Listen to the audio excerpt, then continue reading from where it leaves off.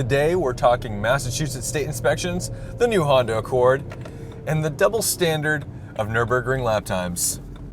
If you're a Massachusetts resident, you're all too familiar with the fact that we are changing our vehicle inspection program. A company called A+, which is super sketchy and calls itself APPLUS, A+. Oh man, don't you love traffic?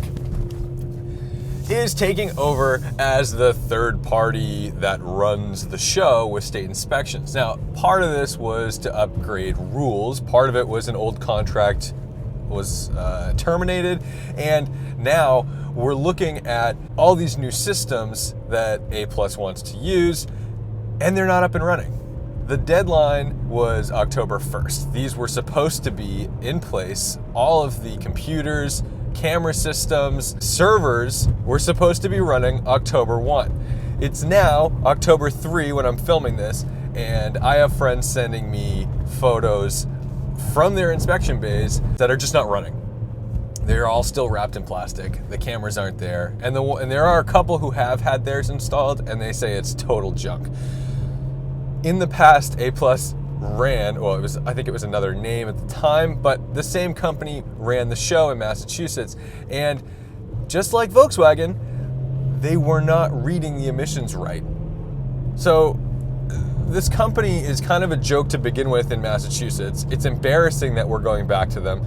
And the bigger issue is that we chose them as the lowest bidder. I think it was a $29 million contract for 5 years. And the reason they were the lowest bidder was because they passed the cost onto the inspectors. So if you were a gas station and you were doing inspections, now you're gonna have to fork over a ton of money just to continue doing your inspections. So it's not great. There's 1,900 inspectors in Massachusetts. I don't know what that number is gonna look like now because there's no way everyone's on board. Real quick, let's talk about the Honda Accord. It's out. It's taking the design language from the Civic, which I think a lot of you probably aren't very happy with.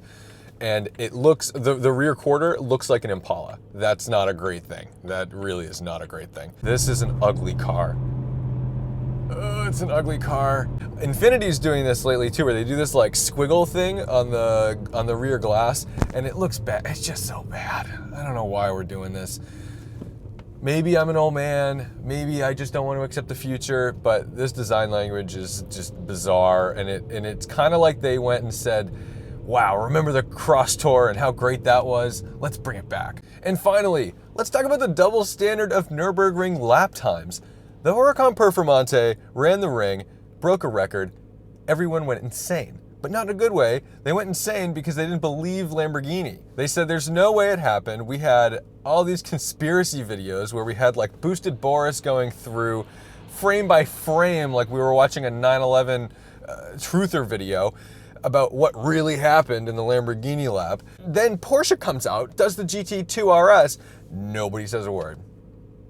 All we get was a golf clap for Porsche. Good on you, boys. Because if we're gonna start questioning the validity of people's Nürburgring laps, shouldn't we question them all?